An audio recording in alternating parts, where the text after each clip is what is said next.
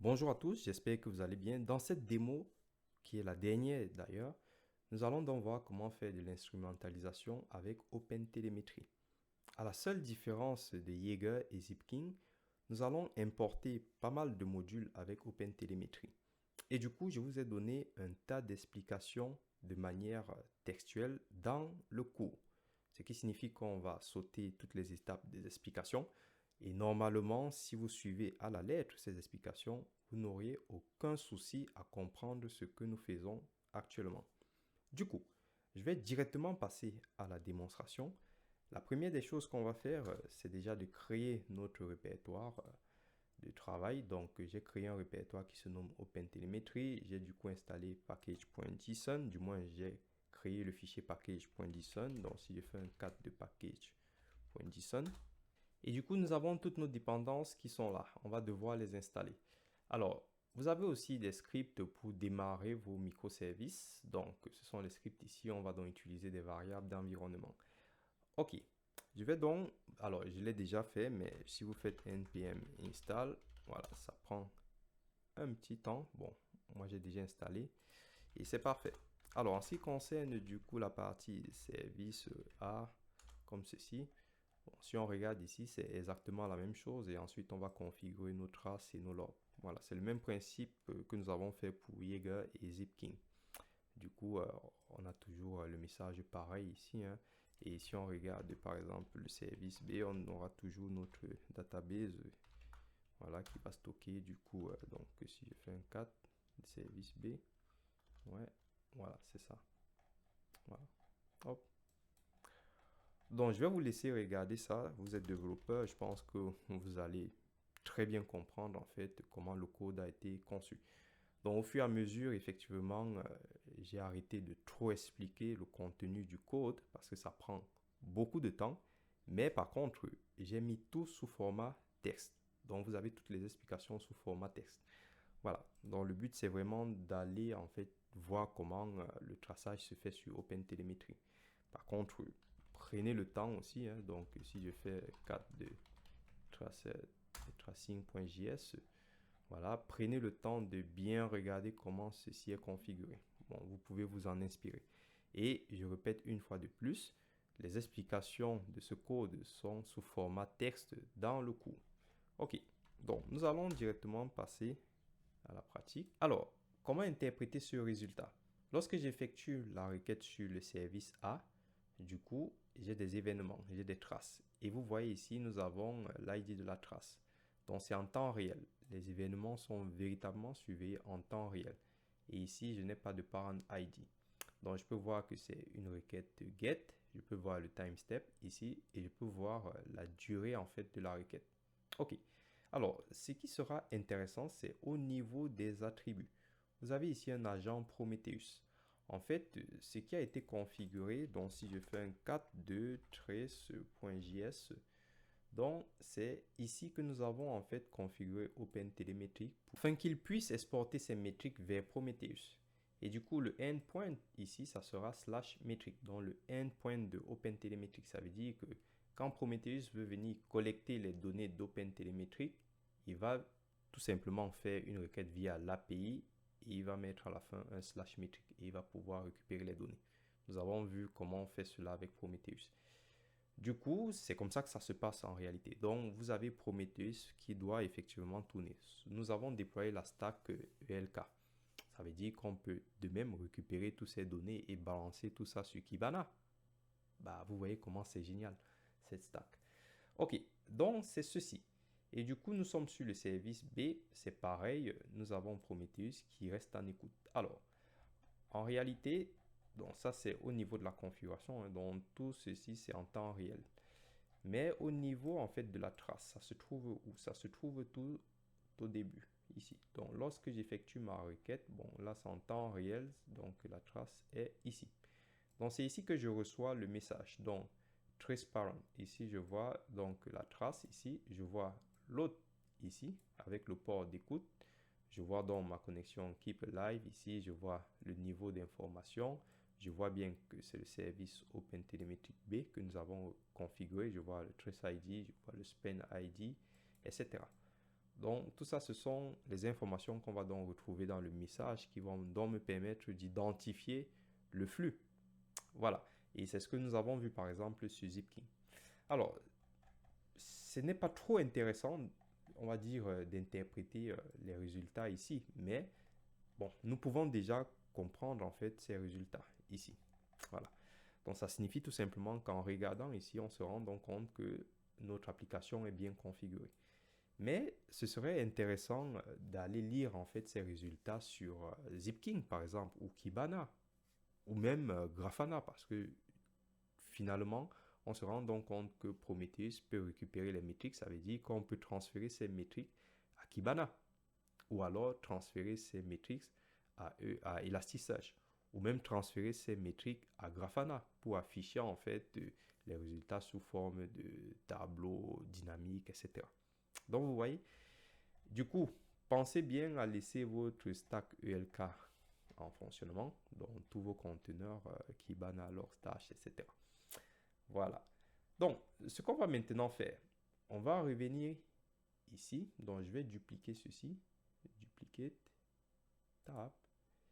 Et du coup, comme ceci, worker. Très bien. Je fais un petit clear. ls. Je fais un chain directory. Et je vais me rendre dans open. Donc, c'est pas là. Donc, je vais chercher Zipkin. Bon, j'ai mis Zapkin. Mais bon. Open télémétrie. Très bien. Donc, cette fois-ci, je vais faire un 4.2. On va mettre ici package.json.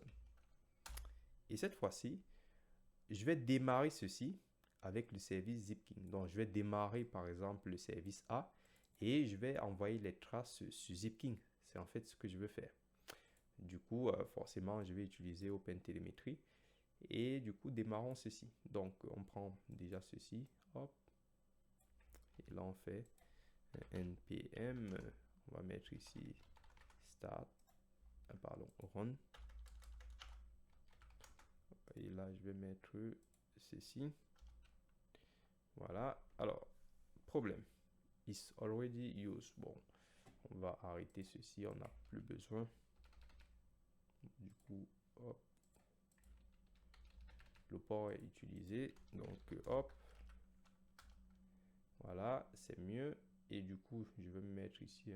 Donc, ici, c'est A. Donc, B. On va faire pareil. Donc, je vais faire bon, npm run. Et du coup, c'est ça que je voulais récupérer. Hop. Donc, copie. Paste. Et ici, c'est pour le B. Voilà. Donc, le B écoute. Parfait. Et du coup, je peux effacer ça. Non, ça, c'est bon. Ça, c'est bon. Donc, ça, je peux effacer. Et ici, j'aurai le testeur. Donc, je fais mon petit clear. ls. Donc, je fais par exemple mon curl comme ceci. Hop. Donc, normalement, je vois une activité. Bon, ça, c'est ce que j'aime bien avec MobileXTEM. Je vois du coup l'activité. Et pareil. OK. Donc, ce que j'ai fait, j'ai récupéré les logs de mes services avec OpenTelemetry et j'ai envoyé en fait ces traces sur Zipkin. Du coup, on peut aller regarder Zipkin. Alors, je vais me connecter. Donc, je viens sur Zipkin. On va revenir ici. Bon, hop. Hop. Est-ce que j'ai quelque chose? Ah, et ici, pardon. Du coup, nous avons toutes nos traces avec les durées. Donc, le but ici, c'est de ne pas passer à l'interprétation parce que l'interprétation, vous la connaissez. Mais on peut donc voir que tous les flux qui sont arrivés sur Zipkin proviennent d'OpenTelemetry, donc de l'instrumenteur OpenTelemetry. Voilà, je peux faire un show ici. Et là, je vais commencer à voir les traces. Et du coup, ce sont les choses que vous connaissez ici. Donc, on ne va pas entrer dans le détail. Par contre, je vous laisse le soin de venir regarder les tags, mais bon, on retrouve exactement ce qu'on avait déjà eu à faire sur la démo sur Zipkin. Donc, le but, c'est vraiment de comprendre ce qu'on appelle le traçage distribué. Parce qu'effectivement, nous sommes en train de faire du traçage distribué. Du coup, je peux envoyer mes traces sur n'importe quelle application. Je peux envoyer sur Zipkin, je peux envoyer sur Jaeger, je peux envoyer sur Prometheus. Prometheus va renvoyer sur Grafana. Il va aussi renvoyer sur ELK, etc. Donc, c'est tout ça que nous sommes en train de voir. Donc, finalement, on dira que OpenTelemetry, c'est tout simplement un outil qui va donc pouvoir redistribuer toutes les traces sur plusieurs applications d'observabilité. En gros, c'est ce que je suis en train de vous montrer actuellement. Donc, si nous avons fait pour Zipkin, on va aussi faire pour Jaeger. Donc, pour Jaeger, c'est pareil, je vais venir ici. Donc, on va venir sur le terminal. Donc, je vais arrêter ceci. Pareil, je vais arrêter ceci. Donc, je fais déjà mon cat de package.json comme ceci. Et là, hop, Jaeger. Voilà. Et si j'ai d'autres outils, en fait, pour tracer, bah, je les mettrai ici. Donc, le premier va tout simplement nous permettre, en fait, de lire nos traces sur la console. Voilà. Le deuxième, on envoie sur Zipkin. Le troisième, on envoie sur Jaeger.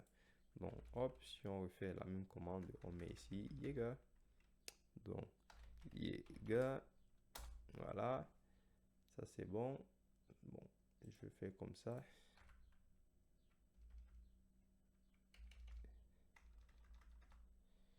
Jaeger. Hop, et là, je peux lancer mon testeur. Donc là, je vois qu'il y a eu du trafic, etc. Du coup, je peux venir ici. Hop, je m'en vais sur Jaeger. On va passer comme ceci. On va se mettre ici. Je vais actualiser un petit coup. Hop, et du coup, là, j'ai du coup Jaeger OpenTelemetry A. Donc, je peux cliquer dessus. Je cherche mes traces et elles sont là. Parfait. Donc, je peux cliquer ici, OpenTelemetry. Donc, j'ai une annotation en noir ici. Je clique là. Je peux aller regarder les tags. Je peux aller regarder les process, etc. Voilà. Donc, je pense que c'est tout clair. En ce qui concerne Jaeger, OpenTelemetry, etc., il n'y a pas beaucoup de formations pour expliquer comment tout ça fonctionne. Après, c'est du bon sens. Honnêtement, c'est du bon sens. Il faut juste passer du temps dessus pour interpréter les résultats, mais vous pouvez comprendre les résultats ici. Alors, ici, vous avez dans les tags, comme je vous ai dit, on peut faire des recherches par tag, on peut faire des filtres. Donc, si je viens ici, hop, je vois ici tag, je peux mettre égal à get comme ceci, find trace. Donc, HTTP méthode, hop, égal à get. Hop, voilà. Donc ici, voilà, je peux filtrer par tag comme ça. Et c'est très important de mettre justement des tags pour faire vos filtres. Et on aura des résultats comme ceci. Et ça, ce sont des liens. Et là, je reviens, hop. Et ça donne ceci.